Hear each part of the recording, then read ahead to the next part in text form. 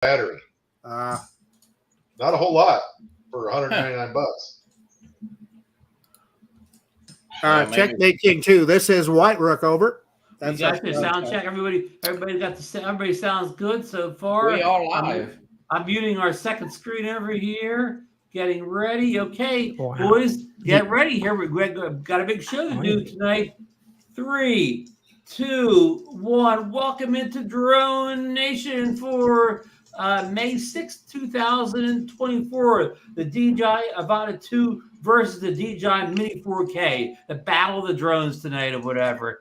And we got Johnnie DroneFlyer sitting in for DeMarco board. DeMarco's got another game tonight. So Johnny's got 2 games tonight. Tonight. And also our special guests are Patrick Sutton and the mystery guest over there, Coop. You know, co-op.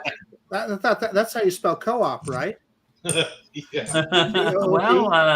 we don't want to figure that out. But I don't know. I'm an old farm boy, and that's how they always spelled co-op. He's a real DB Cooper. That's who he is. Yeah, he could be DB Cooper, or he could be Chicken Coop. We can make fun of him since he's not showing his face. So let's roll along. He will be in here when it counts.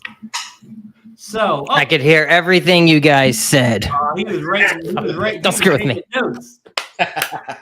he was taking names. So welcome in, John and Patrick. Good to have you guys back on the show with us tonight. Thank you for having us. Oh boy.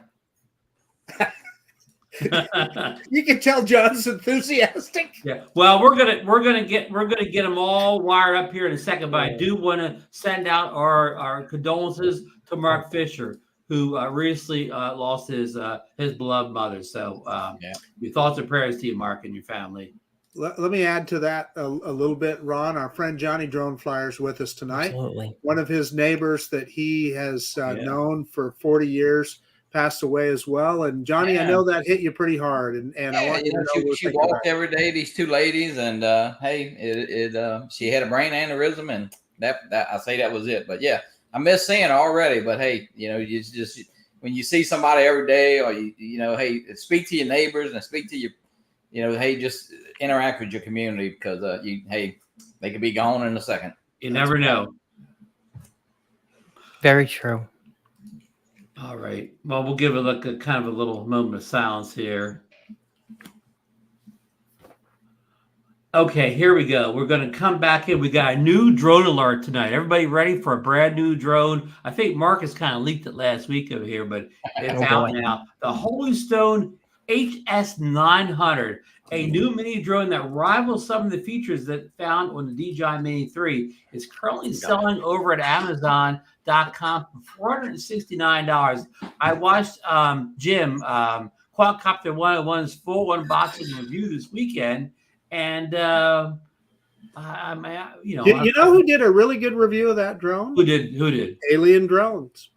Well, Marcus, give us a recap of what you think of the drone based on the reviews you've seen. Well,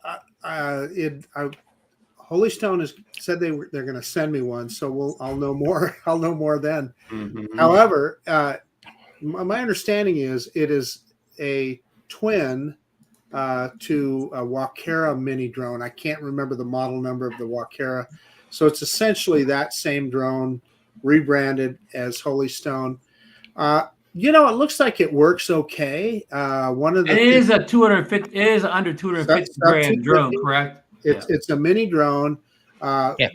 Without ever seeing it, and just my first impressions I watched Jim's video of it too, Quadcopter 101 and Alien Drones.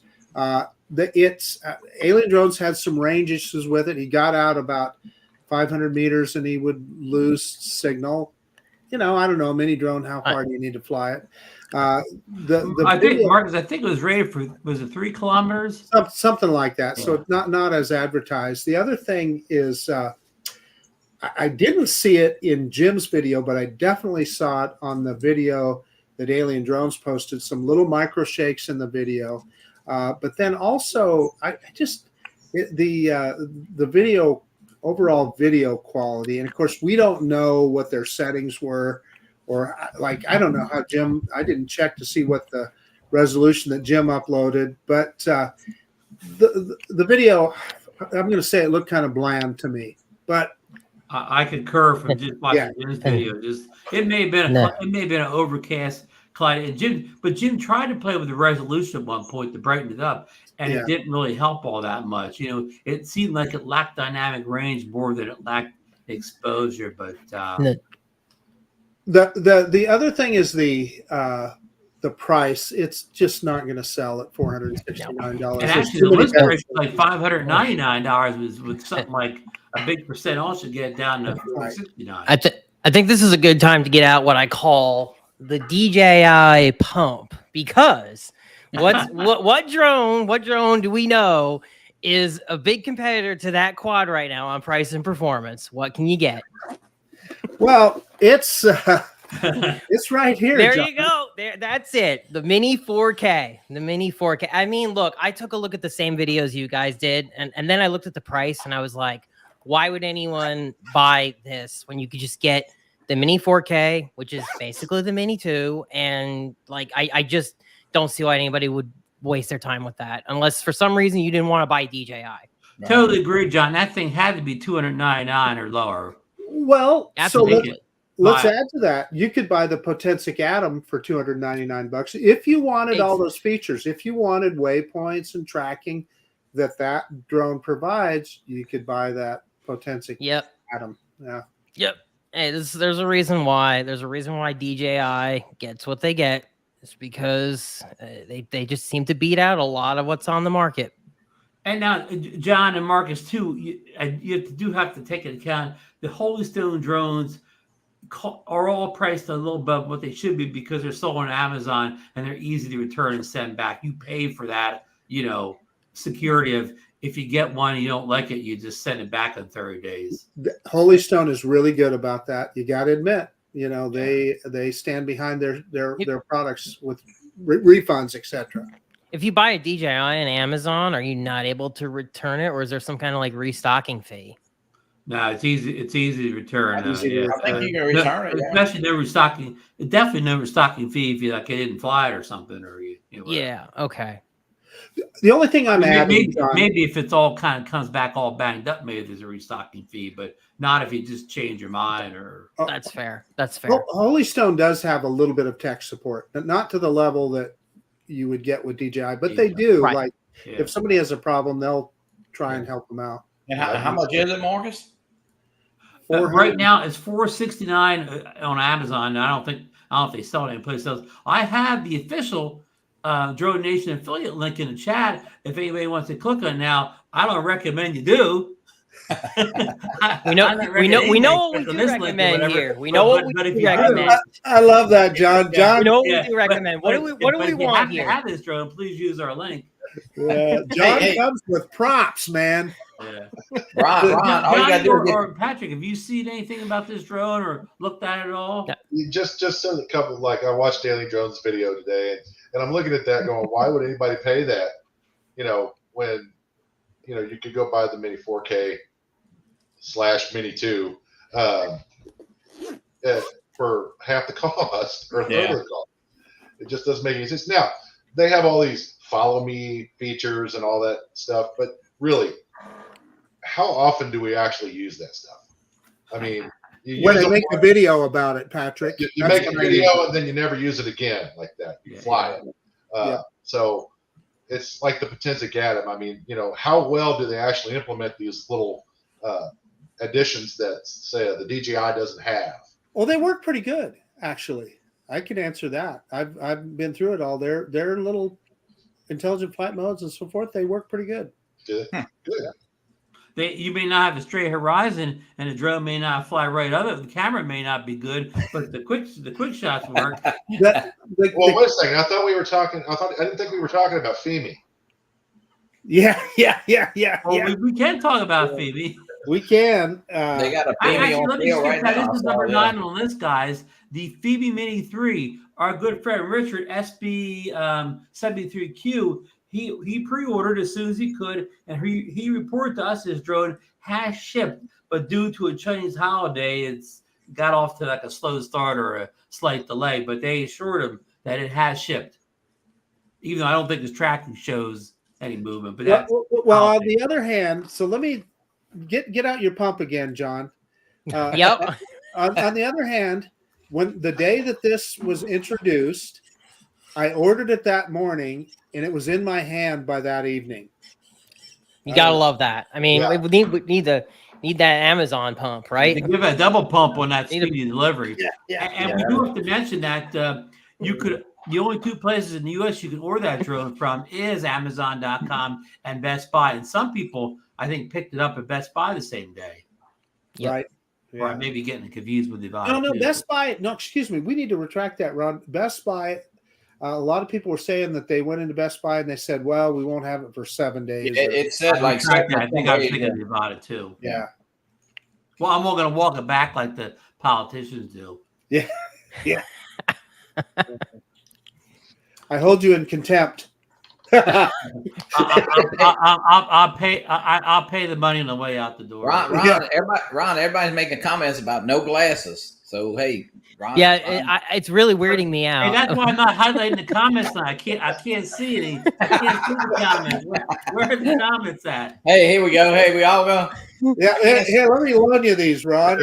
I better not type anything. I can get Susan's readers on. Now I can read Ted Bowman's text, but I can't read anything else on the screen. Yeah. I can read what Ted's writing, but yeah. Hey, that's good, Ron. Glad you're doing good with that. Yeah. Vision Super again. You just I need to read, and actually I don't need the readers to see like my iMac here, but if I like my phone and stuff is real close, I need the readers for. So I don't even need these that much or whatever. Is that the stuff's like too close to me? Like like you saw people for years have to hold stuff back. I'm one of those people now. Yeah. But anyhow, have we finished up on the Holy Stone HS 900 for now? I sincerely hope so. Okay, I think so. Good. Hey, moving on. The DJI's latest version of the Fly app will no longer work with older versions of Apple iOS. The Fly app will no longer work on iOS 12 or older. We are currently on iOS 17.4.1, and of course, we'll see iOS 18 next month at the Worldwide Developers Conference for Apple. So Ron, Marcus, how would that? So can you kind of put that into context of which iPhones could only be updated? Could not be updated enough to run the Fly app? Would it be, I don't know the number, but since it's five, the version is 5 operating systems behind from what we're on now. I thought I said Apple 8 and up. Yeah. Any of the phones that can't run, that can't run this thing or probably can't run the Fly app. They won't work if you use them on the drone. They'll probably be so old. Right. So 06, it's like a no-brainer. No, nobody's trying to fly their DJI drone with the iPhone 7 or something. John, yeah, that goes way back. John just updated. You had an 8, didn't you, John? I had an 8, and then I went to the 12 Pro Max a couple years ago. Yeah. Okay. Dre says iPhone 6 and up. I think he said in the chat there. I got it right here. Thank you, Johnny. Yeah. So that's again an iPhone. That's quite a ways back. Wouldn't be strong enough to run the Fly app on the drone. So iOS 12.5.7 is the last available version for iPhone 6 and 6 Plus. Wow, that's pretty. Yeah. So nobody has to get on Apple for I don't know, doing something shady there, because that's pretty old.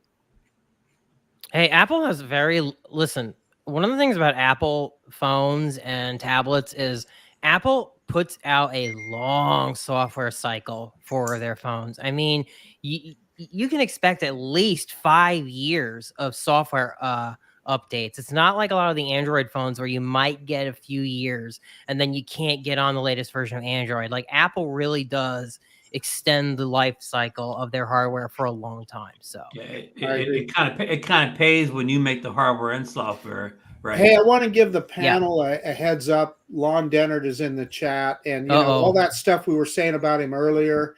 Let's keep that. Oh, especially now you're talking about his phone too. You're Yeah. talking about? Oh yeah, the Android phone. Yeah. Uh-oh.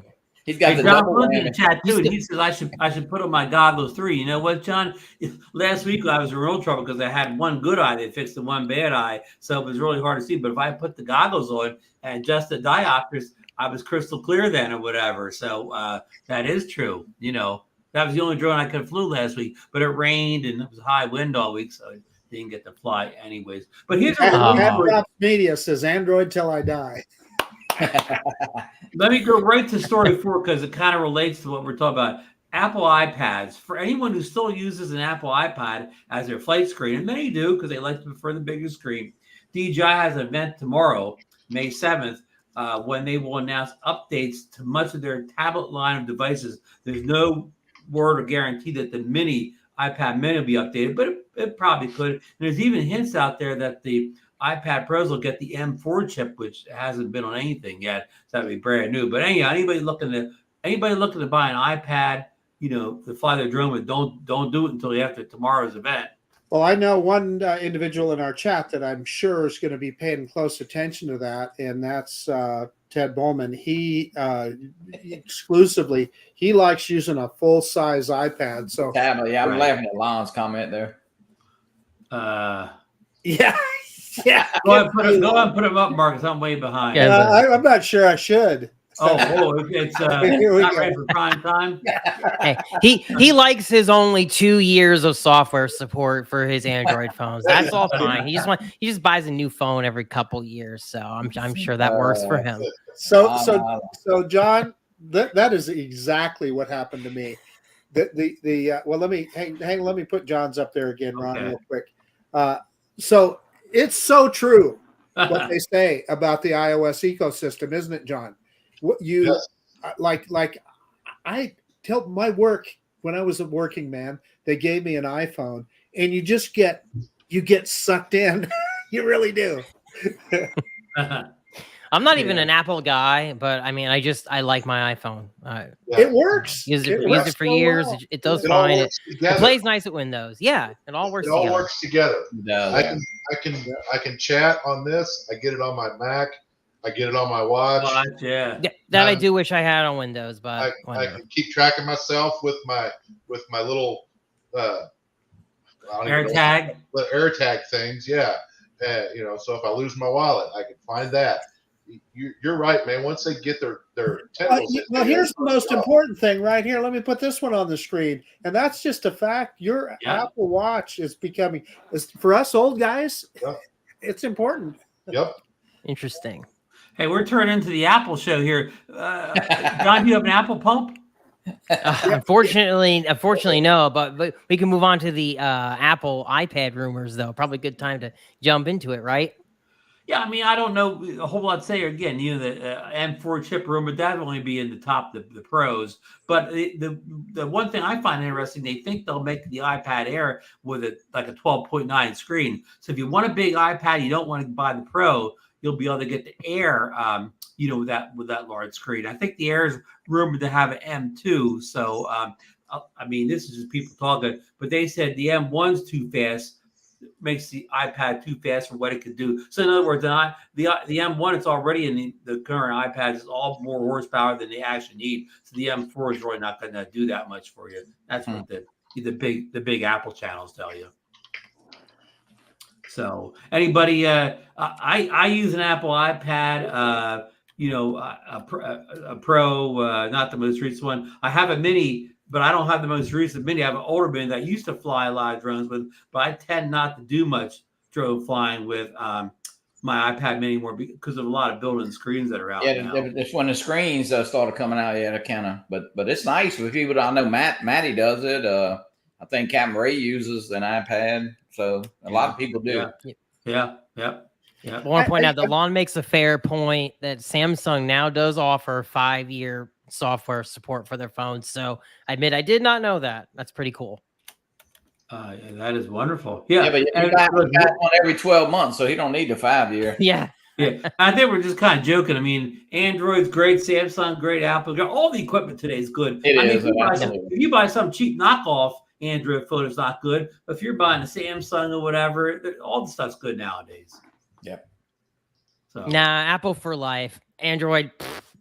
Well, I also have a Google Pixel 6, and I got to admit, it's a damn good phone. you might make the switch, Marcus. No, I will. I'll never make the switch, but what the reason I have it is so that I can do that drone tracking, and also there are, when I test some of the little bargain drones, they work better on Android than they do iOS. Oh, yeah, you talking about the drone? Ted says his wife uses her watch to monitor her AFib. Wow, Yeah, that's pretty cool. Yep. Yeah, All you can run and they call it an ECG right on your watch. It's amazing. Hey, you know what? The remote ID apps, they work excellent on Android phones compared to Apple phones too. So Yes, they do. there is that. That's one good thing for Android. Patrick and I, we tested that on quite an old Android phone, right? I have an old LG G7 that I fly with occasionally. It's offline, and I just use it, to throw something up in the air, and we put that software on there, and we were able to use some of those, I guess, quote unquote, free apps that they had out there that could monitor remote ID, and we could see our It had a pretty good range. Yep, it had a pretty good range. 2,400 feet, I think. I brought my Pixel 6 to Florida when I was down there, and I fired that up drone scanner when we were at Jensen Beach. There were more drones on that list than I could count. Oh, even a V-copter was on there. Oh yeah, because it has remote ID. We saw the module. Oh yeah. Hey, module that was on there, Johnny. Marcus, Richard's giving some stock tips here in the chat here. Stock Nation. Yeah, I don't think they're having problems. Marcus, you better sell that Apple stock. Yeah, no, I'm buying more, Ron. That's Vanguard is going to be moving out of their mutual funds as soon as possible, I'm sure. yeah. And Captain Joe says that here's my advice on Apple stock: own it, don't trade it. Own a slice of it in a Vanguard exchange traded fund. Well, but you're so okay. You're going to get me going on finance, John. Oh, but that's very true. Is Finance Nation? Yeah, a lot of people that own tech-related ETFs or mutual funds, they own a bunch of Apple without even knowing it. Yep. I mean, that's exactly what I do. I just have an exchange traded fund, and I know what's in there.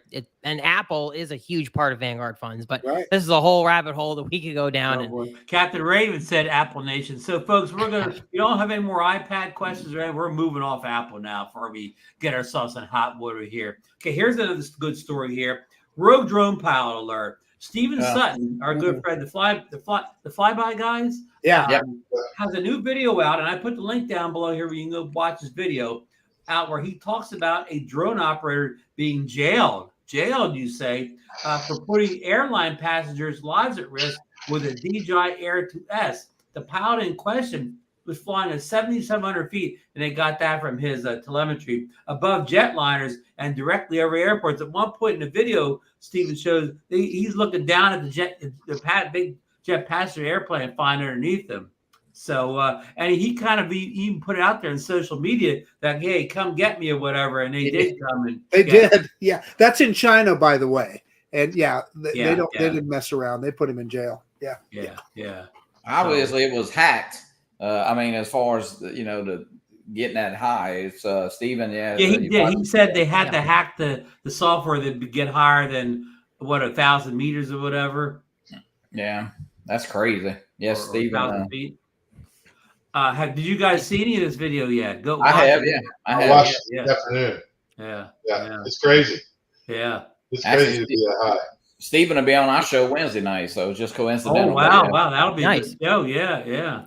I did watch that video, and I guess I'm not surprised because people have been doing that kind of thing with hacked Mavics for quite some time now. Like somebody famously, I think the guy was in Israel, and he did a flight with a hacked Mavic Pro back in like 2017 where he was right on the runway taking video, taking pictures. Like as soon as somebody figured out that you could hack the Mavic Pro one, people were doing crazy stuff. Like I remember, unfortunately, there was a Facebook group and it was called the DJI Hacked or Modder Lounge. And there was actually a post by some crazy people. The contest was touch the big one, where you tried to get as close as you could to an aircraft and get a great shot. Yeah. Oh yeah. This was like 2017, man. Like people do crazy stuff. What I think is sad is this just goes to show why, as much as we hate the restrictions on some of the drone products that we buy, it makes sense. You know, this is what can happen when people have completely unrestricted hardware.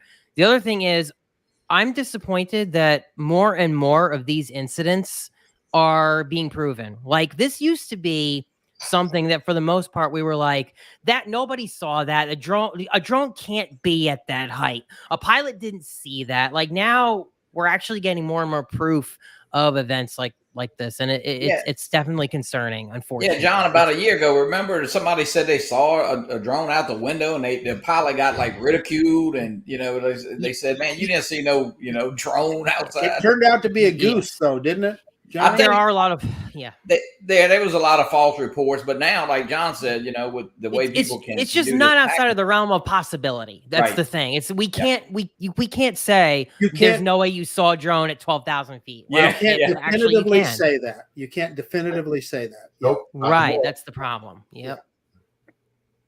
John, I don't know if you remember this, but I'm going to say 5 years ago or something like that. When Hubson, I'm going to say mostly Hubson, but I'll throw a female too, but mostly Hubson, I think. When you would watch their drone reviews, the ones that they were making, the ones that came out before the drones released, they would typically fly at night over some bridge like that with a lot of lights, and they would always fly like at 1,000 feet in those drone in the review videos. And again, I leaked videos and whatever, but you always see, well, this looks like an air. I can't judge any quality from this. It looks like I'm looking down from an airplane. And I would see that over and over again. And you look at the telemetry, it would say like 1,000 feet in the air. Well, Johnny likes owning some of those oddball drones. I got a Hubson. I'll sell you, Johnny. No. I'm done. I'm done with Hubson and Femi. Nope. But, what do you buy now? What's the only thing that you buy? What do we buy? What do we have? Look, John, this is not DJI. Okay. No. I bet it's got an What's in there, though? What's in there, though? Yeah. What's in there? The air unit. Yeah. The O3 air unit. Uh-oh. You got caught, Johnny. You can't escape. You can't. Hey, you got to get up mighty early to get up hit a Cuppi. Johnny, we're going to send you a fanboy certificate. You can put on the wall behind you. DJI fanboy. Yeah, but what's happening? Now they do have a few options. They got the Spectre version of that consumer type drone. Now you got the cheap, say a cheaper, but you got the Mini K4 or the 4K Mini, whatever it is. And so there's a lot to pick from. And I think we know in our little group, but there's a lot of people that see those ads on Facebook and Twitter and all that stuff. And hey, they get sucked into buying. Mm-hmm. Oh. I'm too fat. It doesn't work. Marcus like trying to get his tube top on her. Yeah. No, but so anyways, we always hear about these road drone pilots are ruining the hobby. Well, now they're ruining the hobby in China too. So absolutely. So okay, moving on to story number 6 here. The DJI Avata 2. John and Patrick got their hands on the new Avata. Oh, Ron, the stream seems to be melting down from your end, or is it just me? Testing. Am I still okay? Oh boy. Okay. Who can hear me? Looking good here, John. Okay. I don't know. Could be just me. He went all robotic for a second. Apologize. Yeah, Marcus, testing. Am I still good? Domo arigato, Mr. You're good. Robot.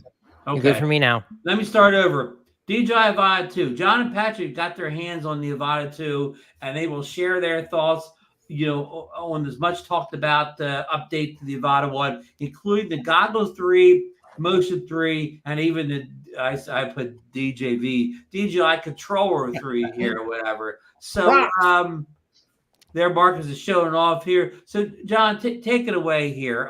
Tell us, you guys ordered it like when it came out? Patrick ordered it when it came out. Actually, Okay. I'm gonna throw it to Patrick. I want him to tell everybody how he felt about it because it was his quad, and was just really gracious to be able to get to fly it. Good, Patrick. So you saw it on launch day, and I did, but I didn't order it until that Saturday. I kind of waited till I saw all the reviews. Of course, Billy Kyle had it for probably, was probably beta testing it, and a couple of the other guys. He might have been. He might have been. Possible. We can't confirm that, but he might have been. Can't confirm or deny. But so I waited till those come out. I wanted to see what a few of those guys thought, just to kind of get some feelers out to see if it was going to be worth it. I was going to buy it regardless. I was just waiting a few days to get some, early thoughts on it. So I purchased it, I think, on Friday, and I got it like a Monday or something like that. It wasn't very long at all. It was very, very fast for living in the middle of nowhere. Tell everyone about your first flight. Oh, crap. Well, once we finally got it all connected, I ran it into a pole. I ran it into a tree. What else did I run it into? I run it into just about everything I was flying through or at. But it's fun as hell. I will say that, even with that motion controller. And I know I'm going to get hate from the FPV folks, but I like it better than the handheld controller, the standard controller. Now, Patrick, is crashing. It was due to some issue with the drone, or was this pilot error? Pilot error. Okay. Now I did have to get it after we did the first initial flight. I brought it home. It put me into a firmware update out where John and I were flying, and there's not good cell signal. So I think it got like just kind of a half-assed firmware update, and I couldn't put it in to do the the remote the acrobatics that you can do. Easy acro. Patrick, you're not the first person I've heard say this that they didn't. I had to bring it home originally. and it finally updated. And then the next day when I went out and flew with him, I was able to do the easy acro stuff, which is fun, very fun. And we figured out how to game it a little bit. So good. John can tell you about that. But if you have to be a certain height off the ground before easy acro will work, right. We fly right by a levee, so John figured out a way to make it a little more fun. So after crashing it numerous times and just learning kind of how it handled, I've grown to like that little handheld remote controller more so than the other style. Now, Patrick, did you fly the Avata 1 with the motion? I mean, the Avata 1 with the motion controller too. I did, and I flew it with the standard remote controller. And on that particular one, I like the standard remote controller better. I did like the way it flew with the motion controller too, or I think it was that one. It wasn't quite as accurate. At least I didn't feel like it was quite as accurate as this one. Yeah, I concur. I think the Motion 3 is better than the Motion 2 as far as flying characteristics and all that. Yes. The best feature to me is that trigger. Being able to fly backwards is a plus. Well, plus the fact that you can just let go of the trigger now. Yes. Covers. Yeah. That was so nice. Yeah. I probably should have done that a couple of times, honestly. Now, Patrick, are you bothered at all by the decreased size of the Motion 3 controller? No. I mean, I got a pretty good sized hand, but it's fine. My thumb has a little hard time hitting that little side button. I have to kind of it a little bit. I do it with this finger, Patrick. But other than that, I can reach all the buttons that I need to rock. Yeah, Henry, I caught you. I'm a pretty big guy with pretty big hands, and I don't find it hard to use the Motion 3 at all with its smaller size. Yeah, but it was fine. No real complaints. And most of you know I'm blind in one eye, so I had no problem focusing, getting the goggles focused. And able to see everything clearly. What goggles were you using before the Goggles 3? I'm sorry? What goggles were you using before you got the Goggles 3? The only other ones I've used were, John, what were the ones that Doc had? Integras? Integras, yeah. Yeah. So you like the Goggles 3 better than the Integras? Yes. Yeah. Yes. I can No get question. focus. No question about it. I'm just like you, Patrick, because I really only use. Let me think about it. This eye when I'm looking in the goggles, and it's the first set of goggles that I could see the whole screen and see it perfectly clear. Yep. And John kind of explained to me why that is. John, your theory made a lot of sense to me. Yes, about it getting closer to your eyes, right? That was a big problem. Well, first of all, with the Goggle 2, I've said this before. The original Goggle 2 had a huge field of view. It was 51 degrees. Then the Integra came along, and they dropped that field of view down to what I think 44-degree field of view. Someone can correct me on that, but yeah, something like that. So one of the reasons I think they did that is because it is very difficult for a lot of people's eyes to focus on such a wide field of view. Myself and many others had that problem with the original goggles, and Fat Shark's that one of the original HDOs had that huge field of view, very similar problem where all around the edges, very difficult to focus on.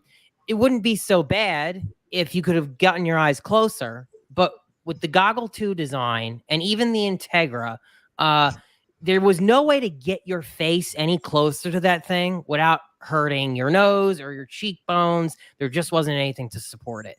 Now the Goggle 3 basically solves that. Like they basically fixed the problem. You got the head pillow for the support. That forehead piece that they put on there is and the gasket that they have around the goggles, genius. Yes, and they also include a foam insert too that you can use if you do want some extra padding to help with some light leak, or it's a lot more flexible. I kind of want to say that a few years ago, I said that the original Goggle 2, if you had the optic or the comfort problems, good luck. You were not going to just be able to solve those problems with just a new foam. And I find it funny and validating that the solution in the end was for DJI to remove the foam and do support elsewhere. Really, the whole goggle face mold needs to be redone in my opinion, but DJI probably doesn't want to do that because that would be very expensive. So they did the next best thing and they did fix it. Like I would buy those if I could get them standalone to do my own O3 air unit build. I would buy them. Lon makes a good point. They do include an extra spacer in the kit.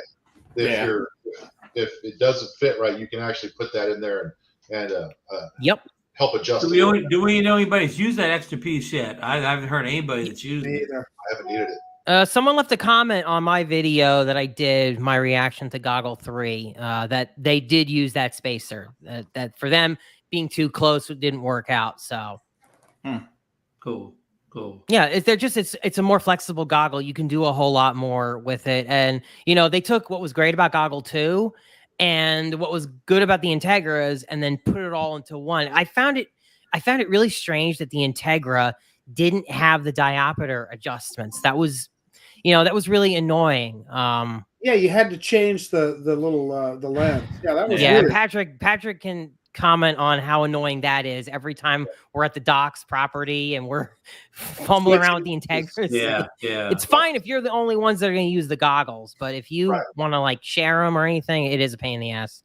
I mean, John, with my use case scenario, I'm the only one that used the goggles, and all I did was get my eyewear prescription out, look at what it was, and then put the diopters in and match my prescription, and I could see perfectly with it. And of course, I never shared the goggles, so I put them at one time and never changed. But the situation you're talking about, trading goggles, I can see where that could be a major con.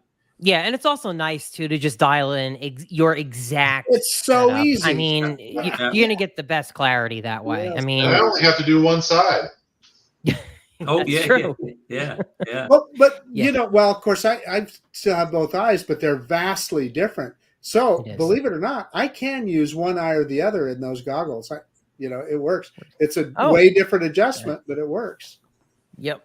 Yeah, they did a good job on it. I think, listen, if I bought the goggle 2 and hope for a fix, I would be kind of pissed. But Bummed out. hey, that's why I told everybody who was having trouble with it. I said, if you can still return it to DJI and you're having the exact same problems I am, sorry to tell you, return it and get the V2s, because you're gonna have a better. The V2s worked a lot better for most people's faces, and the foam options were very plentiful at the time. So I told everybody, just return those goggle 2 if you have the situation that I'm in, and get the V2s. Now I'll just say, get the goggles 3. If you're gonna fly the Avata 2, get the goggles 3. Yeah. And Hey, John, that's the only option. have you got that pump handy for a second? Oh yeah. What are we pumping? What are we pumping? The best action camera ever made. I used it today, and I'm always just amazed at how well this. Oh, triple pump on that one, John. I got my DJI Action 1 as well. Still works great. Yeah. Hey, guys, I want to answer Mark White's question out here. He says, Ron, now that your cataracts have done, have you had to change the lens in your goggles? Well, Mark, here's the thing. Between having the cataracts done, I've gone from the Integra goggles to the goggles 3. So I didn't have to change it, because now I don't use the Integras anymore. I use the goggles 3. So, but if I do have to fly the, if I do fly the Integra or the Integra goggles, then I probably could just go back to the standard one or whatever, because I don't really need eyewear anymore. Hey, Ron. So you just made me think of something when you made that statement. Are you still have your original Avata, right? Right. Yes. Yeah. And so are you going to do another comparison video, or? Once I get everything, the eyes are getting back to where I can do stuff again. I will, shortly, but now I deal not only dealing with eyes, I'm dealing with 6 out of 7 days a week are bad. Sometimes 7 out of 7. So I got the weather-wise, you're talking also. Yeah. So okay. So Patrick, we talked about, you really like the Motion 3 over what you were using before. You really like the goggles 3 with your vision, your one eye vision, over what you were using before. How about the drone itself? Do you like the way it flies and handles and all that? I love the way it flies and handles. I love that easy acro mode. It's quiet. Dude, this thing is compared to the first Avata, night and day difference. Yeah. John and I could have it hovering close to us, and we could still carry on a conversation with the first Avata. It was impossible. You had to land it or turn it off, and not attract all the attention. Yeah, it'll go through gaps that the other one won't even go through. How about the memory card placement on the new Avata 2? Fantastic. Easy to get in and out. I'll leave it in there and just, won't take it out until I bring it home and unload it. And I think that's John's crash. Yeah. So I'll let John tell this story. This was an interesting crash he had when he was flying. Yeah. So is this your first flight out with it, John? This is not my first flight out with it. No, this is my first time using the Easy Acro though. And this is just something I put together because I posted it in the DJI group. So I was testing the Easy Acro. As you can see, I was trying to go through that tree gap there. And I feel like I could have saved that. As you can see, I'm doing that the flip there through the thing. And then I hit the side of the tree and it decides to just stop the props on me, but I was so upset because look, it could have recovered, right? I mean, what do you guys think? It could have technically recovered from that. It was totally recoverable. So what happened was it sent itself flying and it ended up on top of the metal cover of that structure there. Turtle mode. Yeah. Turtle mode though. Got it back. All good. But it worked good for you? Yeah, but I tell you what, it was very jarring to have that happen. And then I got I basically got blinded by this message that comes up here. Yep. Right? Like I think I told Patrick, what the hell? I just lost video. Yeah, that right there. Yeah. Yeah, that's Like- just stupid, isn't it? Yeah. Right. I It is really dumb. think, yeah, it is. I really think messages like this should not just be popped up in your face like that. Like, technically, I don't even have the DVR of where the drone, of how the drone continued to fall. I just was able to get in the goggles next, and I was like, well, I guess this thing is on the metal roof. But like, Right, yeah. that message popped up way too early. Yeah, well, obviously the motor stopped, and that's how it's supposed to work. What I'm wondering, guys, is the easy acro mode a little more sensitive when it comes to stopping the motors? Because, Patrick, I feel like we've had crashes into things where it did not stop the motors. Oh yeah, I crashed into that pole at that platform the first time, and the camera was still running. It never did shut off on me. Yeah, and I mean, look, upside down. I crashed into this at what, 8.9 miles per hour. Yeah, like barely. I feel like I hit the rafters the one time head on faster than that. But I guess it's just about how you back. Yeah. I mean, that's what I was asking in the group. Is the easy acro more sensitive or what? But yeah, anyway, let me take this down now. My one caveat with turtle mode is they buried it 3 menus deep. It ought to be easier to get to. Yeah. Okay, I don't know how to take this down. I do. You want me to just get? You want me to? I did it. You just take it down. I took it down. So, John, I see. Some of your points. I know, like easy acro for me was hard to use the first time because I was trying to use it in sport mode. You can't use it in sport mode. Nope. And I think I was screen recording one of my first flights. And I went easy acro and it killed my screen recording. Like I had I took a full flight, say 20 minutes or whatever, and I got didn't even get hit screen recording because the easy acro I think did me on the screen recording too. So that's one of the things. It'll tell you that you cannot. It has to stop recording before you switch into easy acro. So you have to manually start that recording again, and then I didn't realize that went over to the screen recordings also. Yeah. I will not be. By the way, I want to comment here on this. I will not be selling these are the V1 actually. If I buy the new Goggle 3 at some point, because I have so many Vista units, we still don't know if they're going to even go back and put the Vista on there. And the V2 and V1 are still the most flexible goggle the DJI has ever made. You can replace the antennas. You still can't do that on the. And you can wear your glasses one. But to underneath be fair, the 04 is pretty freaking amazing. You can also wear your glasses underneath of them too, right? Yes, and for some people that's a pro, and other people that's a con. But this is still one of the best goggles that DJI has made. Now, I don't intend to sell mine anytime soon. My Goggle 3 would just end up being my 03 Air unit or 04 unit if they even go that far. But, hey, John, Randy has a good comment there about when you got that message about the property and broken. He said, agree 100%. It should be a picture-in-picture warning, and it should not blind you mid-flight because the drone is still technically in flight, and by not blinding you, it should also then end up on your DVR. Yeah, I think that's with a pass-through. Non-stated recording stops when it crashes. Yeah, I mean, basically, that's what happened.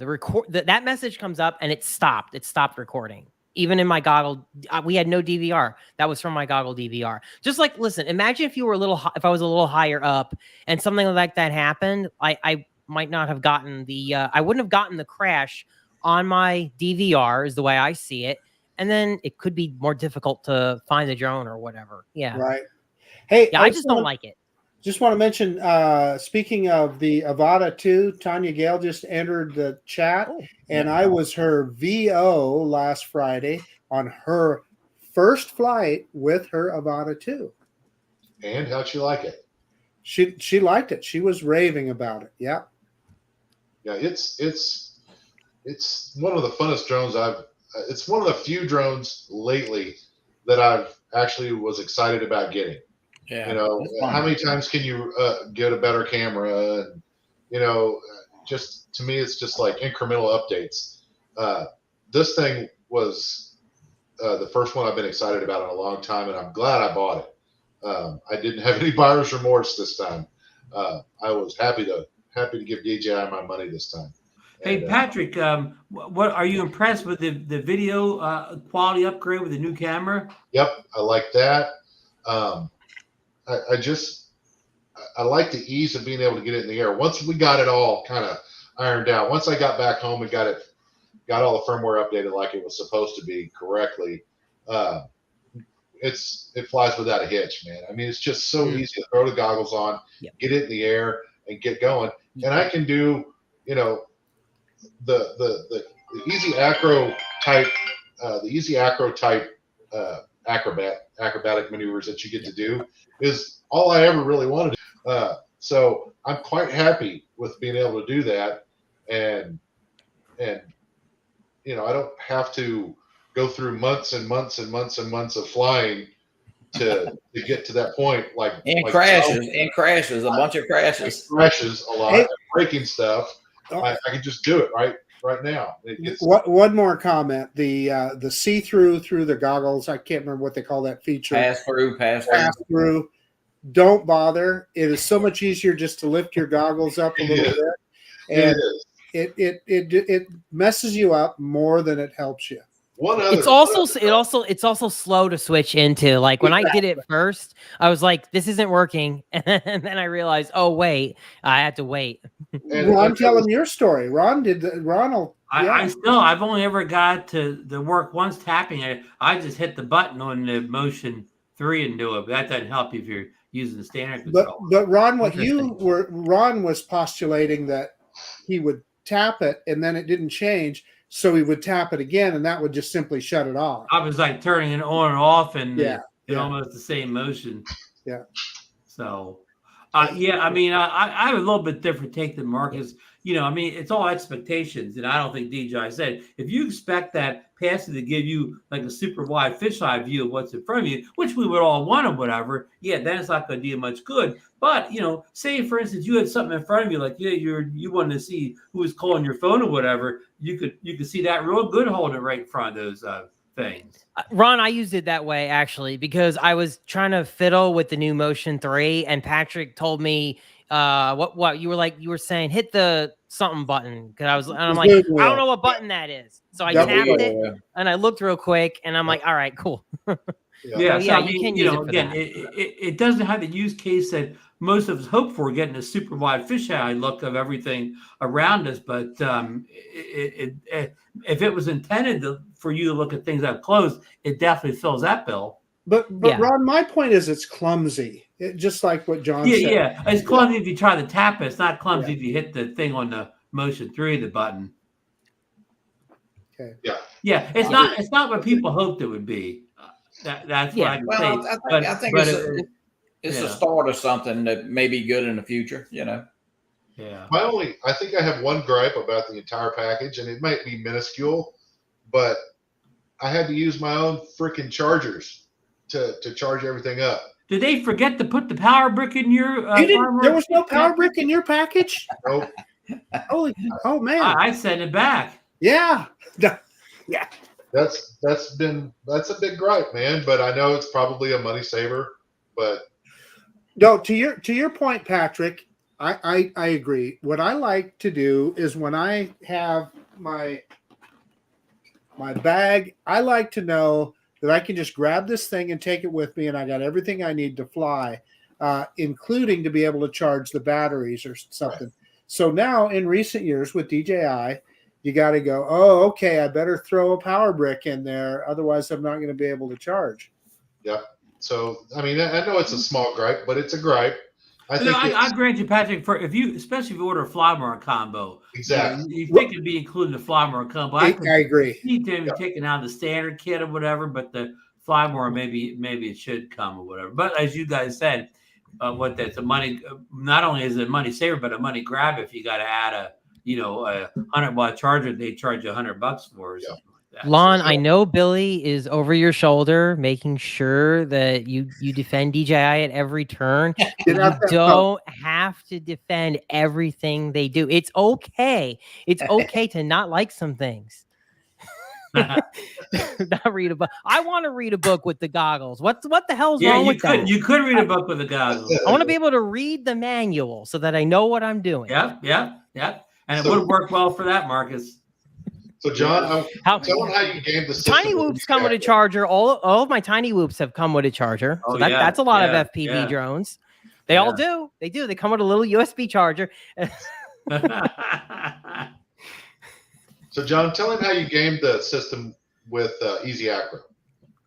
How I game the system. Oh, yeah. You have to be a certain height before you can do your acrobatics. Yeah, since you have to be a certain height, and I wanted to get it as low to the ground as possible, I would just go up to like a hill or an incline, and then right before I knew I would be restricted, I'd execute that roll, and that got me nice and close. So like, here's the hill, and then I would do whoop, and then I would get a shot that's really, really close. Because all you have to do is, do that loop before you go over it. Right. So John, have you flown it with the sticks? No, you have not. No, not yet. I really want to. I want to get that full acro experience and see what it's like. I know it's not an acro quad though, guys. I'm gonna buy the sticks. It's made, even though that controller has almost nothing in it, as we learned from Mads Tech today.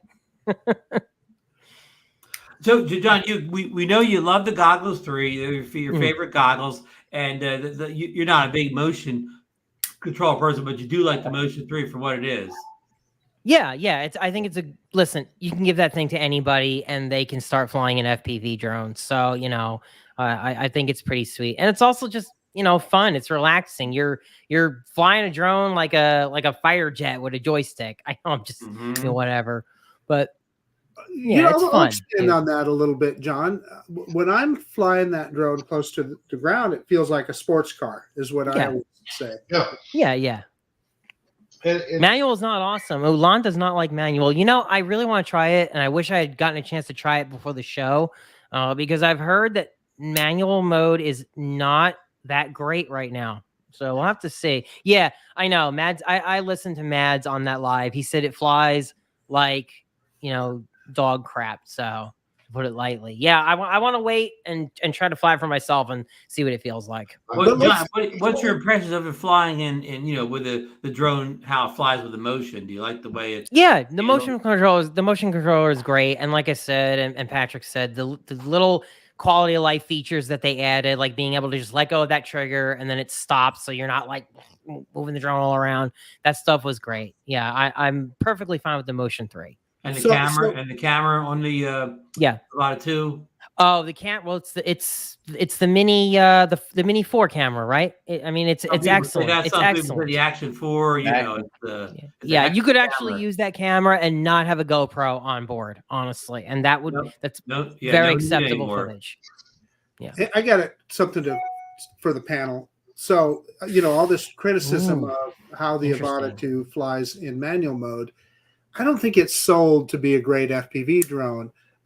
So, really, who buys the Avata 2 thinking that they're going to be buying a good manual mode FPV drone? So to your point, Marcus, there are some good reasons to go manual mode. I don't think it's necessarily to do acro, but remember that I had to go full manual mode last summer when we chased the jet skis because it was just too slow, even in the sport mode.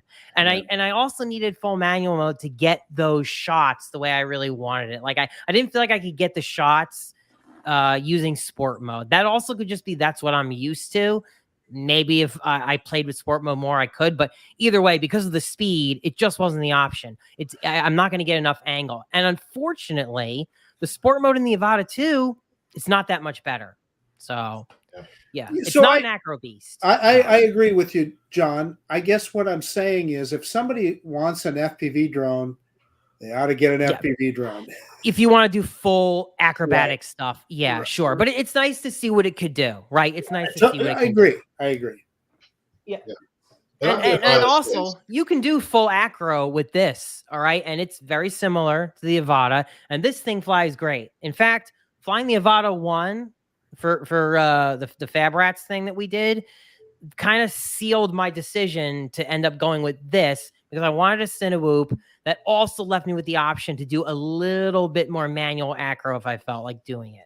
So and the Avata 1 was not up to the task on that. Yeah. So the downside to using one of your built FPV drones in a situation like you were talking about with the Fab Rats is battery time, right? You would struggle to get as much time out there flying as you would want. Yes, battery, but probably more the lack of the GPS on that. But I have a project coming up. I'm going to be putting an M10 GPS on there, so that's just something to watch for. But yeah, we definitely, I used that because I really wanted that GPS, and sure, the extra battery life was handy. But I will say, with the Avata 1, after you reach that 60% mark, you definitely had reduced power, or so there was that. There was also that caveat to it. I will say, in manual mode of Avata 1, man, it went in battery. The battery went down really quick. Yes, you know? Yes. Well, so and we did not get 20 minutes. I did not get 20 minutes chasing those guys, dude. No. Now, Patrick, what about range? Did you feel the range was a lot better with the Motion 3? Yes.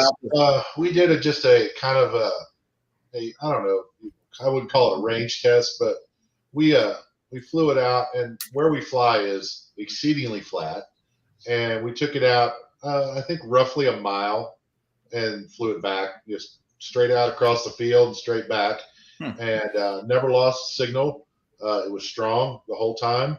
Could have probably gone further, but again, I didn't buy it to do range testing. Right. Yeah. I just wanted to make sure that it had a good enough signal that if I got in behind something, that I'd still be able to. Hey, can we keep this between us? Just between us. But my very first flight with the Avata 2, 1.5 kilometers. Oh. You saw Dustin Dunnell did his big range test already on the. Did he really? Avata 2. What did he get? I'm curious. Well, the first time he thought he was going to be smart. He didn't fly the sport money and flew it normal, and he didn't make it back. But he found he had this real nice beeper on it. And the second one he flew in sport mode, he made it all the way out and back. I forget. I think was it 4? Was it like 4 miles or something like that? I don't remember. Holy cow! Really? It was ridiculous. Yeah, I mean.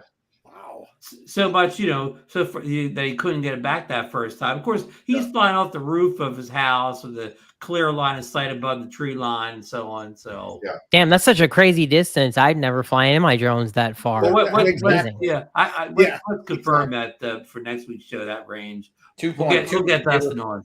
Hey, I got one more question for John before we get too far off of this. John, that drone that you just showed us with the GoPro on it. The Cinnabot? Yeah. What kind of flight time do you get with that? I get about 10 minutes on a 1500 4S battery, actually, with the GoPro on there. Kind of just cruising around. If I'm doing acro, like hard with it, I'm going to get probably around 5 minutes. But yeah, this is a pretty efficient little beast. I just got a lithium ion battery, and I'm kind of curious to see how well I'll get with that when I try that out. But yeah, you can get some decent flight time. Hey, I'm going to interrupt for a second. Mark White and Richard both are saying 2.6 miles. Okay, yeah. Interesting. I didn't remember it. I knew he got a ways out there, but damn. Further than I'd want to fly in Avata. How about you guys? Yeah, definitely. Sure. I don't take mine that far, but I mostly get close to things. Whatever. I tell you what, I don't know if it's OcuSync 4 or just the fact that I can see super clearly in those goggles, or the camera, or what. But the picture, the clarity is just absolutely freaking amazing. Totally agree, it just did. Totally agree. I'm gonna get out the DJI pump for myself on that one. Keep pumping, because I want to say that to me, 04 is amazing. I get much better signal penetration around objects or whatever. I don't lose it because I go behind a fishing pier or whatever. That brings a good point, though. Let's see, and if I'm spitting this out wrong, John, correct me. So essentially, everything's connected through the goggles now, though. It's all relayed. So we could talk about that. It does not connect to your drone. It connects to your goggles through your drone. Bring that up, John. That's a good point, John. You explained that to me, and I didn't understand it until you explained it. Yes. Yeah, so long story short, somebody posted in the DJI group the other day that they were flying over water, and they were actually flying near a waterfall, I believe it was. And their goggles were running really, really low on battery. So they took their goggles off, they turned it off, and they wanted to bring the drone back themselves line of sight. Well, when they turned their goggles off, the drone automatically went into return to home, and it actually ended up flying itself into the waterfall, I believe, and then dunked right in the water. And the reason why it went into return to home is because the controller is not your link to that drone anymore. There is a relay. It goes from the controller to the goggles to the drone. And when you cut the goggles off, you cut that relay off, and basically it goes into failsafe. So just something to keep in mind. I would not have expected it to work that way. The original Avata 1 did not work like that. You could use the RC remote and not have to have the goggles on. DJI has completely removed any of the radio internals on that remote controller 3. So just something to watch out for. There's honestly no drone that I have that, works like that as far as I'm aware. John, you made me think of something with that statement that you just made. So with that in mind, why would it make any difference whether you used the older RC or the new RC? I don't think you can use the older RC with the new Avata 2. That's not an option. Not yet. Oh, maybe not ever. Okay, possibly not ever. Yeah. If you looked inside that controller, just the standard controller that Maztec took apart today, it looks like it operates the same exact way through the goggles, not to the drone. So. Yep, it is. Yep. It's the same thing will happen to you whether you're using the motion controller or the remote controller 3. And they're still charging you $200 for it. So yeah, which if I remember right, it did not work that way because on the older Avata, because we actually landed it without the goggles more times than I can count. Interesting. Lon is correct. The old RC will not work with the Avata 2, and so I don't. It may not ever, and I wouldn't expect it. Yeah, it's just an interesting. It creates an interesting edge case to watch out for. I feel like there are very few times that I'm gonna pull my goggles off and power them off. I have to admit, rarely have I done that throughout all my years of flying. But then again, I also don't have drones that are going to hover in place either, right? I really can't remove my power off my goggles, so to speak. So basically just good practice, keep everything powered on. And in the case of the Avata 2, you don't have a choice. You better keep it all powered on. Go out to the field, make sure your goggles 3 are fully charged. Make sure your goggles are charged. If your goggles go dead from battery, your drone's returning home. Yeah, right. They wouldn't be dead if they'd have added a power charger brick with it. Well, guys, I just turned on my TV because in just a few minutes, the first flight of the Boeing Starliner to the International Space Station is supposed to take off with astronauts in it. Well, hopefully the door doesn't fall off of it. Everybody's making those jokes. So John, when will I be able to use an Integra with the goggles 3 with this? Well, that would be sweet. But the goggles 3 don't support the O3 Air unit yet, right? We're still kind of waiting for still kind of waiting to see that happen. So Lon is saying that with the original motion controller, that was the case. Is that true? See, I don't have extensive experience with the motion controller, so I don't know. I didn't use it that enough times to know. Yeah, I never had the original motion controller. It's the same reason you have to use a motion controller when you fly the Mini 3. Because I know it wasn't the case with the stick controller. That I do know. Because there were times that I didn't have the goggles powered up, but I was able to get a link to the drone with just the original RC. Interesting. Okay. So I did not know it didn't work that way with the original remote motion controller too. The more you know. On the original motion controller, and even motion controller too, you had to fly your camera drones with the motion stick rather than the controller that came with the drones. Now you have the option of using the actual controllers that came with the drones, on the Gotcha. Mini 4 Pro and the Air 3. Okay. So that's kind of a change. Hey, listen, well, I guess we're going to move on here to the Mini 4K here before we run out of time.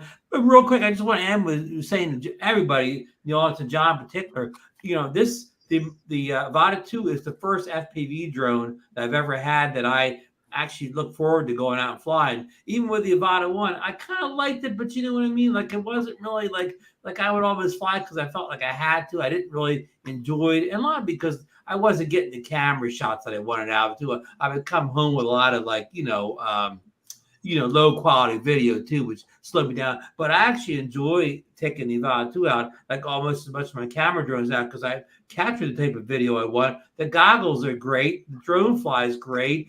All those little safety features, with the trigger and all, it just makes it a more kind of, almost a camera drone experience for me now in a way, So I'm very happy camper. John, can I ask you something? John, good to hear, man. John, when we boot up, Joe and I, Captain Joe, when we boot up, like if he's got his Avata 2 and I boot mine up, he gets a little signal loss right when I boot up. Is that something to do with the new frequency or something?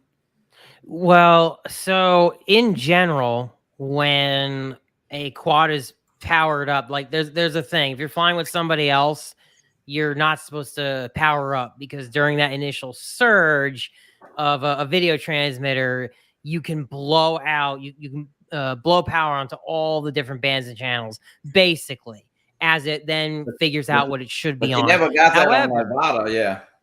However, with the Avata, I believe if you want to not have interference in general, you have to put that ham hack on the goggles, and then you can kind of more fine-grained select your band and channel and frequency. I haven't messed with any of that.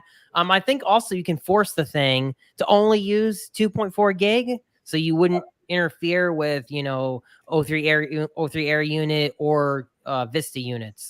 But we haven't played with any of that stuff yet. Gotcha. I do know this.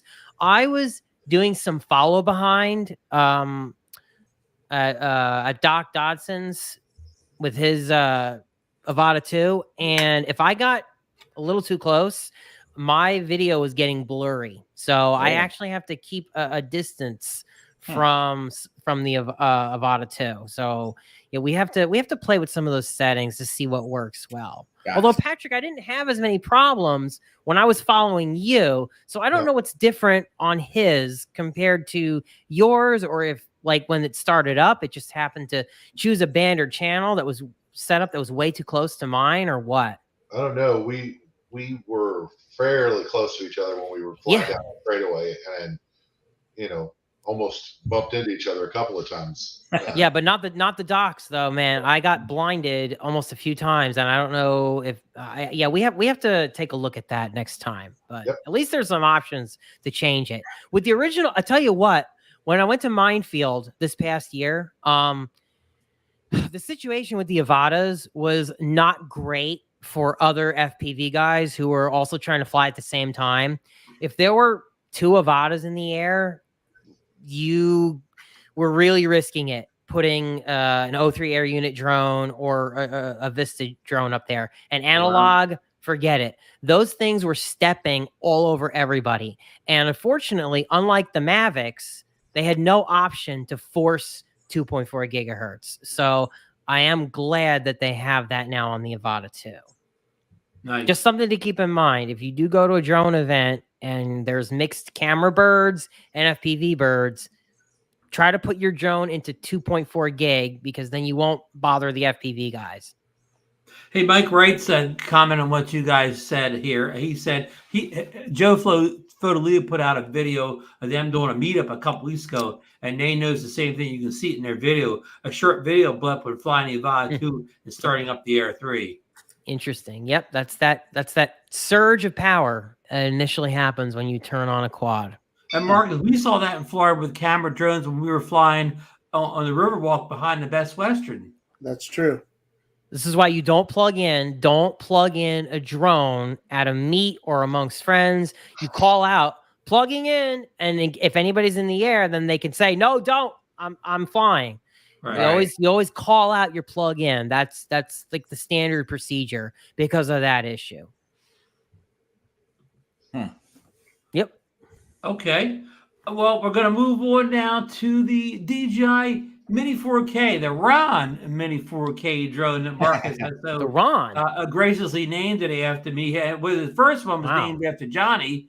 The SE and the SE2 was named after Coach DeMarco Mora, who's at a baseball game tonight. Coach Marco, yeah. But anyhow, this has been a busy month for DJI. Johnny may have to pump it here. This is their second big drone release of the month after the Avata 2, the Mini 4K.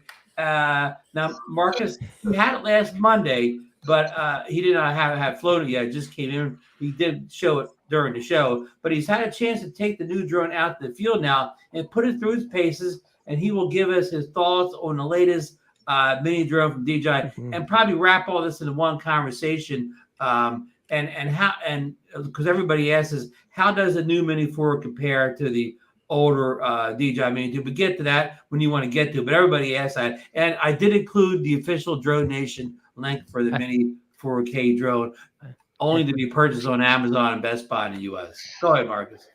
Well, I just want to point out, if you've flown a DJI Mini 2 or Mini 2 SE or Mini SE, well, no, I'm not going to say the Mini SE, but certainly the Mini 2 SE, you know exactly how this drone flies. But what does that translate to? That means it flies great, and it puts out great 4K video, 100 megabit bit rate. It looks really good. Does it look as good as your Mini 3 Pro or your Mini 4 Pro? No, but it's really good. $299 is the steal on this. The only difference that I can tell between this and the Mini 2, obviously it does not have that light on the front that changes color, etc., like the Mini 2 has. And the other big difference is the Mini 2 is $449 on release day, and this is $299 on release day. So that's $150, and according to my math. Yeah, 3 years later or whatever it is. The other thing that is a rumor, but we don't have any way to prove it, is that it has an improved chipset. Why do you care about that? Well, it's just going to write higher quality video to the card. It's going to have, you're not going to see any frame dropping or things like that. So, and I did not see any of that. I've only flown it once, but it was all perfect. Any questions for Marcus on that new drone? Patrick, you have anything? No, I have a Mini 2, so it's pretty much the same thing. So let me add that. Oh, go ahead. I intend to do a side-by-side with the Mini 2. I can't tell you if there's any difference in video side-by-side yet. I think they both look good, but I'm going to get the Mini 2 and this out, and we'll do a side-by-side.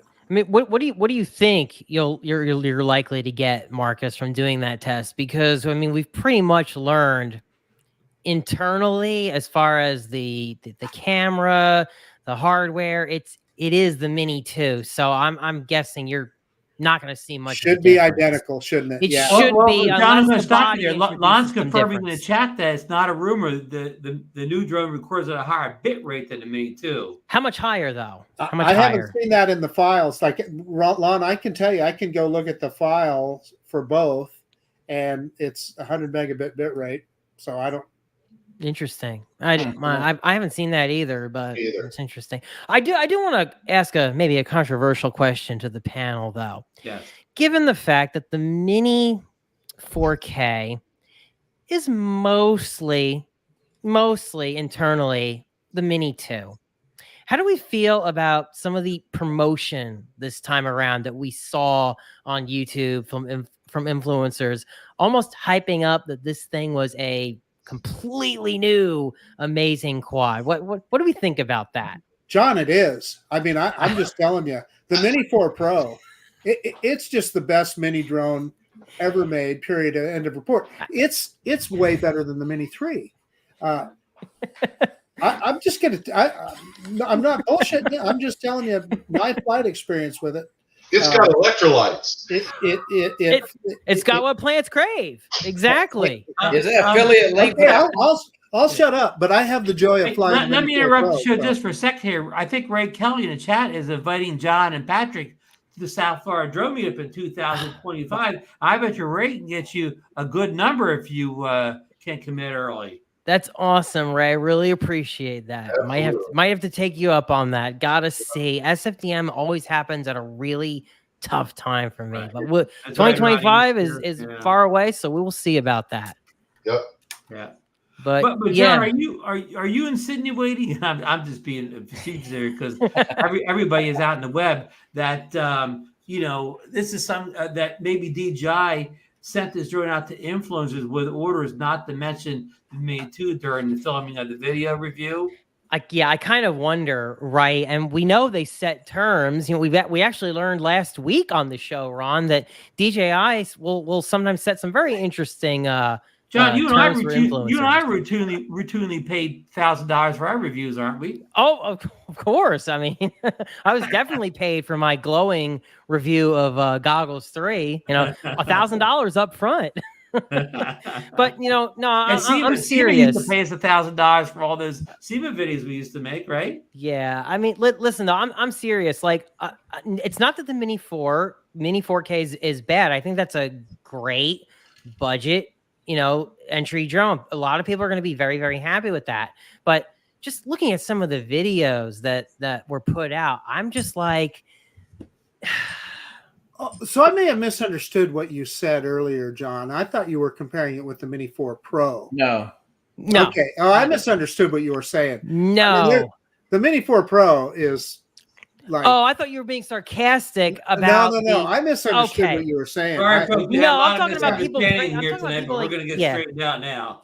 Yeah, I'm talking about people that pumped this thing big time.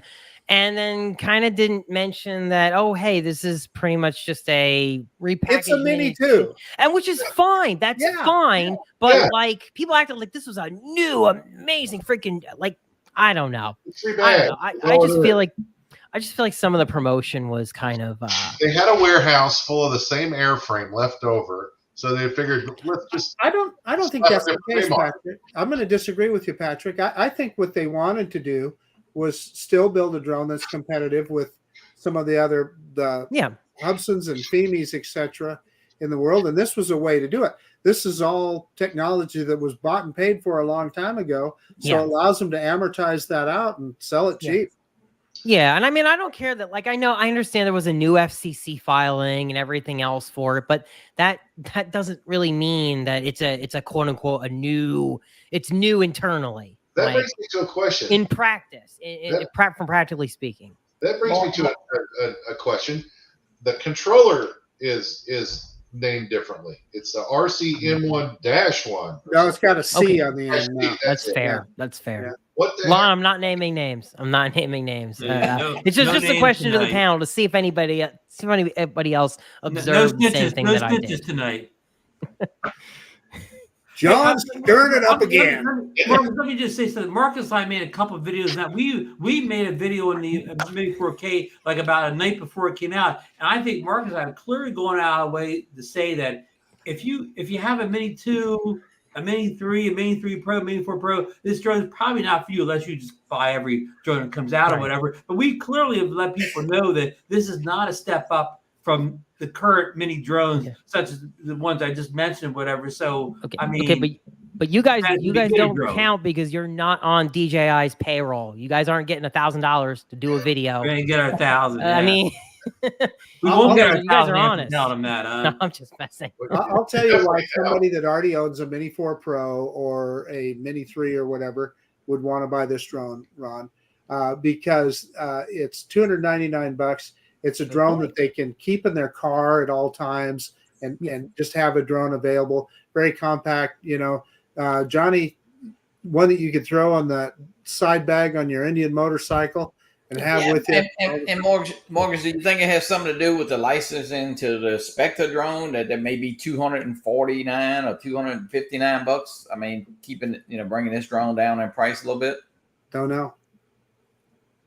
No clue. Yeah. I think Lon said in the chat last week at one point, he said, like, almost nobody watching the show needs the Mini 4K. That almost everybody in the show has a drone. Watching in the chat that night had a drone or more than one drone probably that was superior to the Mini S4K in every way. Let me be perfectly clear. I bought this drone for one reason only, and that was to fly it to do reviews and put some video up on my YouTube channel. Got to get those views. Well, it's just, I think it's perfectly valid. Yeah. It's part of what I do. And hopefully I've built up a viewer base that expects that. So no, it totally makes sense. You have every DJI Mini drone ever produced. Exactly. He's a collector, John. And you're gonna get the views on it, man, because you review almost everything there is out there, and the budget stuff is very, very popular. Like I said, I have no problem with this drone itself. I just felt like some of the promotion acted like it was a totally new product when really like it is just the Mini 2 at a reduced price. That's all. And that's exactly what. And that's fine. That's totally fine. But like, at a much lower price, John. Yeah, much lower price. And tons of people will enjoy it. Tons of people will buy it and enjoy it. The other reason is because I want to have it to compare to the Potensic Adams and the Holy Stone HS 900 and whatever FEMI or whatever else. And then when those drones bomb, you can just get that pump out and say, "Don't buy this. Just get the Mini 4K." And I will. Affiliate link in the description. Yeah. Now, don't forget, we do have our link for the Mini 4K here, so we're pump up a little bit, John. We are chicken with the affiliate link. God, my arm is getting tired, Ron. John, yeah. John, we won't mention DJI the rest of the show. Rest that arm. I don't believe you. John has an affiliate link for that pump. Put it on as a cape. It's your DJI cape. I bet it would work. It is. That's exactly what it is. It's a little backpack, and I got this at CES a couple of years ago. Is that where they put the $1,000? Is that where $1,000 was in that bag? Nah, nothing in there.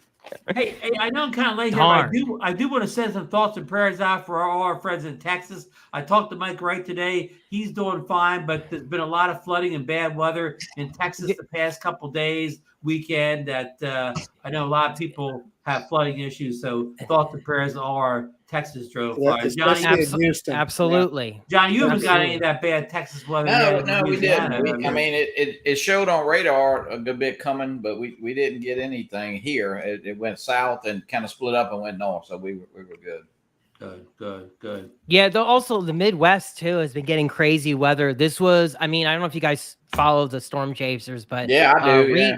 Reed Timmer was live earlier, and he does fun stuff with drones. He put an awesome video up of getting real close to one of the tornadoes. Reed's been in Hammond like twice in the past 6 weeks, so I don't want to see Reed. That's not good. No, I don't want to see Reed either. He was driving through my area as well, not a few weeks ago as well. But today, in particular, was actually one of the worst days that we've had. So I'm just glad that we managed to stay out of that. The Midwest has just been blowing up with tornadoes. Hey, Brad Austin mentioned today he missed his trips out to Houston, Austin, and Dallas because of that bad weather, I guess. Yeah.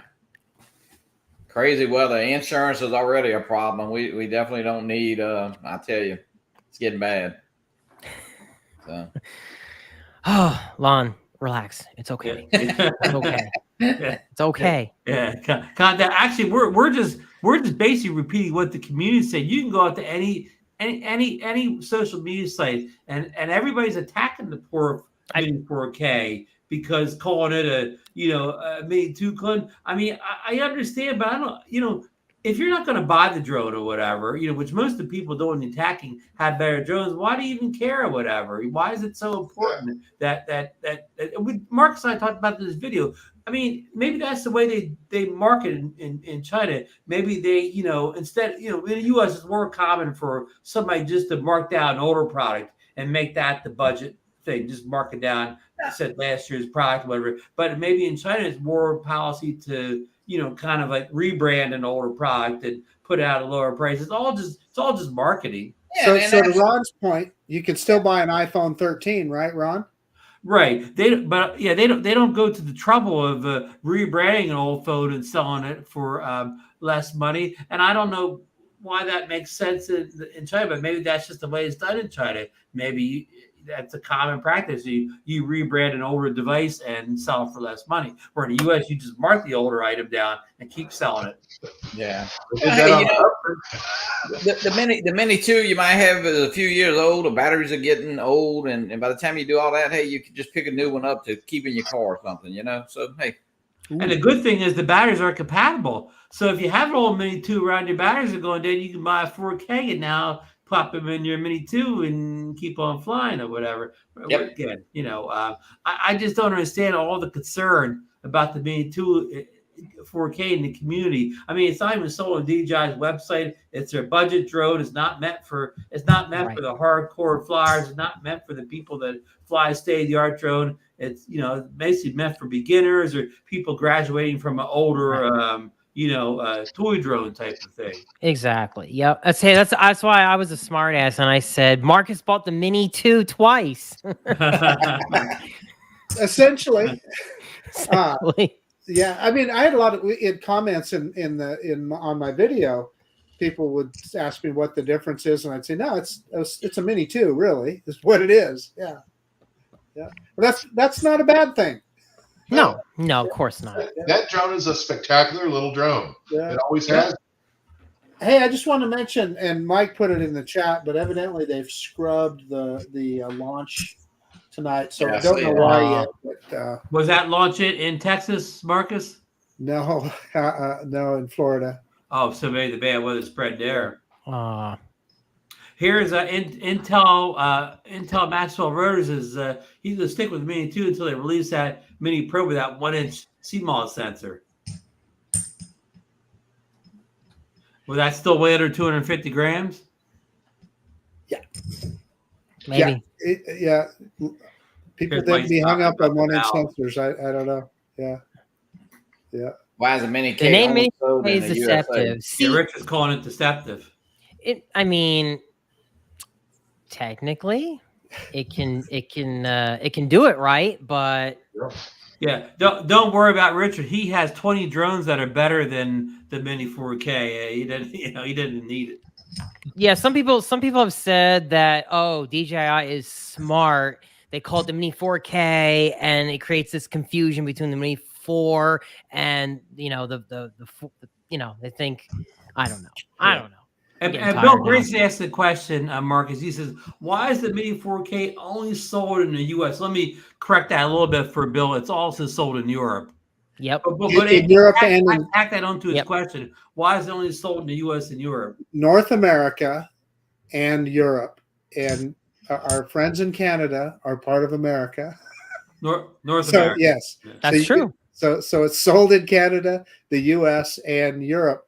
Why they did that, who knows, Bill? You'd have to ask Frank Wang. Don't know. We'll get him on next week. Yeah, absolutely. Could you imagine Frank coming on here and being grilled by all these questions about the Mini 2? He'd never come back. Lon's actually makes a pretty good point here on the next one, and I say actually because Lon's been on his game tonight. I think he's absolutely right. It's for people walking into Best Buy and they're a casual drone buyer. They're not a drone nerd like the rest of us. Right. Drone dorks, as Lon puts it.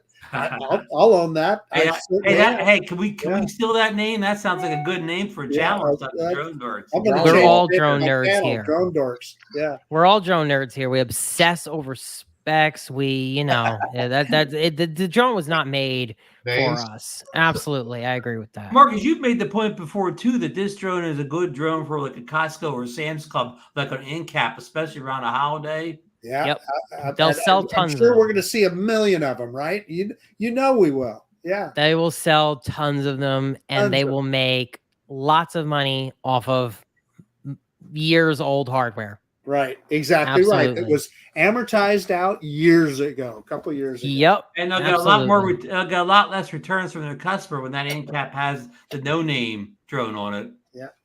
Okay, so I'm not alone. People are seeing the marketing ploy. They're seeing some of the DJI trickery. Okay. Gentlemen, dinner is served. It's time for the show to end. Marcus has arrived, and John Cuppi's Chinese is getting cold too. It's in the fridge, Ron. It was cold an hour ago or more. Yeah. So we're going to wrap this show up here tonight. Unless anybody has anything else they'd like to comment on or talk about before we go out the door here. John, are you good for tonight? I guess I'll just mention some of the stuff that I have coming up.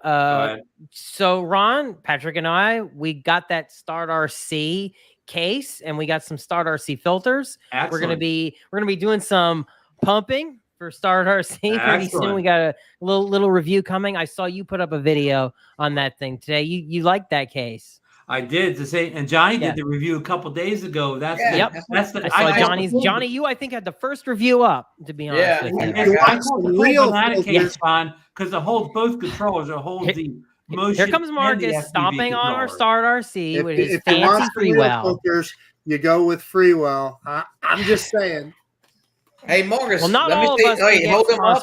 Hold one of them boxes up, Marcus. Hold it up. He says hold it up. Hold it up. Sarah's telling me what to do.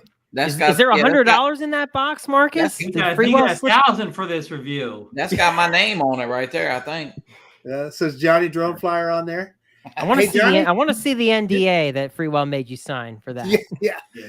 So John, we'll be looking forward to those videos. Those reviews. We're gonna put up a little. We're gonna put up a little short. I also have been playing more with GPS. I want to let everybody know. Hey, Betaflight 4.5 is out. It just came out this past week. It's in final state, and it really improves GPS performance. Oh, wow. Especially if you have one of the newer M10 generation. Hey, John, this M100 works really good when you hit that button. Yeah, man. Yeah, I'm able to get so many satellites on this guy now. I'm really excited that they put it out. And hopefully we're going to be getting some position hold at some point in Betaflight too. iNav came out and can now do position hold for quads without having to have a compass within your, which is a really big deal because having a compass on board is a pain in the freaking ass for a drone like this because of all the metal, right? I mean, it is so hard to keep the compass away from all the metal. Your only option is really to throw it in a mass. So very interesting. True. Also, my cats are going to kill each other apparently. So. Ron, put that thing up by line because a few people have said this about the ND filters.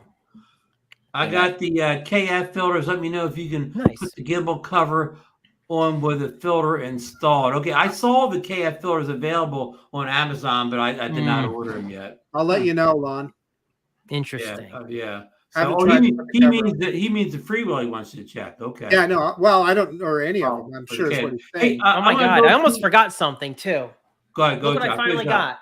You got the 3D printer over there? Finally got a 3D printer. Yeah, I've had it for 6 months. It's the Bamboo Lab A1, and I got to tell you guys, I heard good things about the bamboos. Yeah, we could do an entire show on that, but let me just say, if you want a printer and you just want to print and not deal with a whole lot of technical BS, Bamboo is it. Like Bamboo, those printers are awesome. That was my favorite Cheech and Chong album, Big Bamboo. John, is the bamboos, are they easier for somebody just starting out? No, I know who they were. I'm not familiar with the particular album, but I know who they were. Yeah. Are the bamboos easy to get up and running with if you're new to the 3D printing?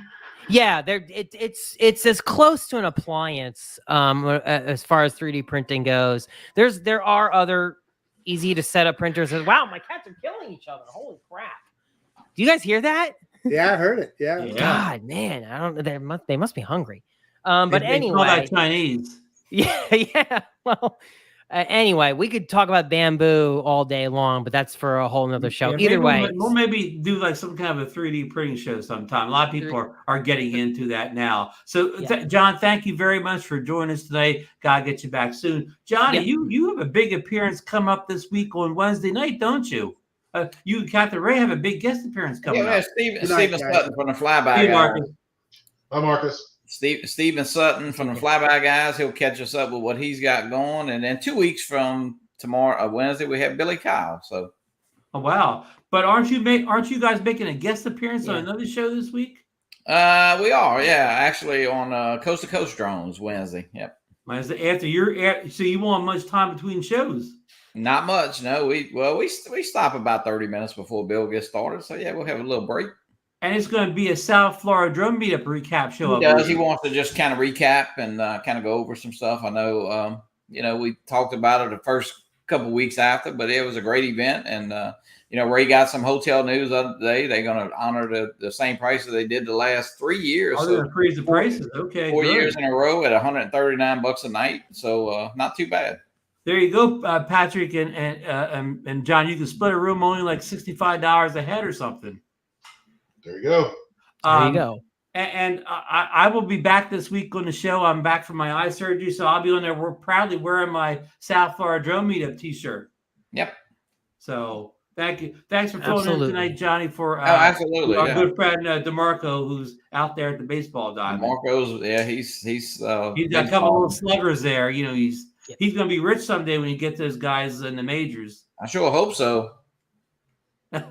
Patrick, thank you so much for coming in the show and giving us your thoughts on the Avata 2, the Goggles 3, the Motion 3. I mean, I've already gone out of the way and called this the drone of the year in April. I know I'm getting ahead of myself, but I'm calling it the I don't mind my John Pump again. I'm already calling it the drone of the year. How do you feel about the drone of the year? I think I'm going to have to agree. I don't know what else they're going to be able to come out to kind of top this. I've heard scuttlebutt about a Mini 5 Pro or a Mini 5 coming out somewhere in August or whatever. It doesn't matter. This one's going to probably be the only one I'm going to buy this year, and I'm just going to enjoy the crap out of it. Patrick, I know we all get teased about buying drones, but I am like, and because I said, I mean, we kind of knew this was coming out, but as far as a camera drone, I know people are yelling maybe for, like a Mavic 4 or something, but hey, that drone won't be cheap.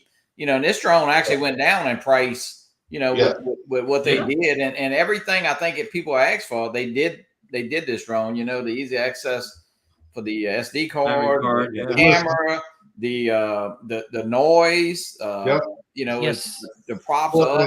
We didn't even talk about the noise this show. Yeah, that was one of the shocking things, right, Patrick? Yeah, it's no longer a pusher, right? So it doesn't. Yeah. Remember Patrick mentioned you guys could bring the drone in and still talk? To be fair, also the props are not the same as well. Remember the original Avata was what, 5-bladed? 5-bladed. Yes. Yeah. Right. And they that makes a huge difference on a lot of people. Yeah.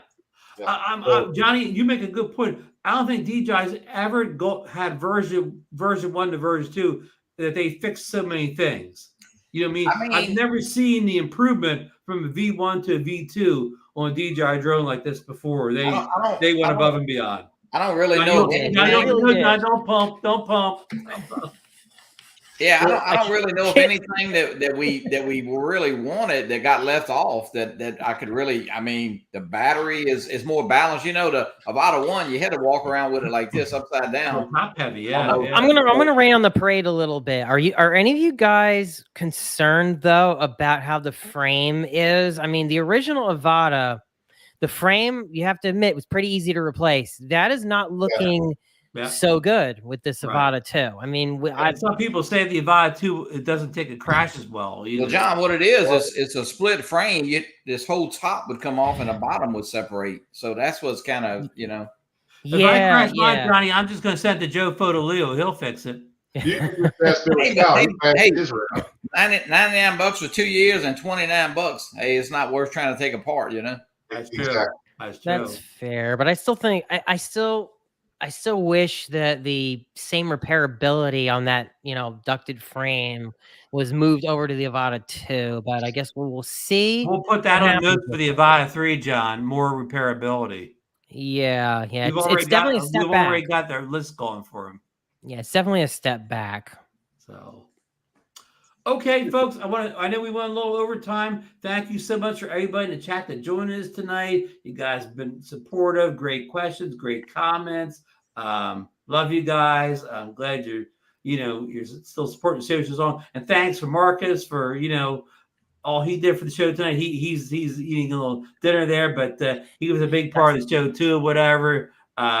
Hey, Ron, though, I want to say, I think when we were flying out by the lighthouse, I think you owed Marcus like $20, and I think you gave him $100 bill by mistake because your glasses, you didn't have your surgery before. Well, I was seeing good when I still want to have my good glasses.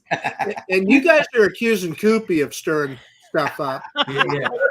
And Johnny, that was $100 I had to pay you to fly the V-copter. Yeah. I'm just saying, I think you gave him 100 instead of 20 that you owed him. I'm just saying, so he might need to check his wallet. John, I have a whole series of videos out called DroneNation meets drones.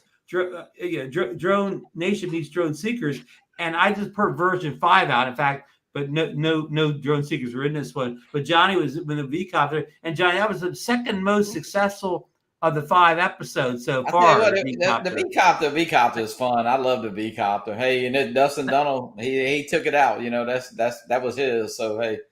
Yeah, I enjoyed the V-copter episode. That was definitely one of the best. Yeah. I enjoyed seeing you guys fly that. Hopefully, I get to fly it. Episode 3 is still the one with the best numbers on or whatever, but this is second already. So anyhow, folks, that's it. We're out of here. We'll see you next week. I guess we got Memorial Day come up in a couple of weeks or whatever. We'll probably take that off. But I know at least we got another 1 or 2 shows coming for the holidays. And I don't know if anything new being released this week. Hey, but you never know in this crazy business. Or whatever, I hope not. If it's coming out, the new titanium top came out. So hey, DJI did release a new camera this week, but it was for I don't know, the professional drones or whatever. I forget what they called it. I didn't even mention it because it's like the drone costs more than the new camera costs more than my whole drone collection. Not Johnny's, but mine. So okay. Good night and good flying this week. Good flying. You guys don't forget the Apple.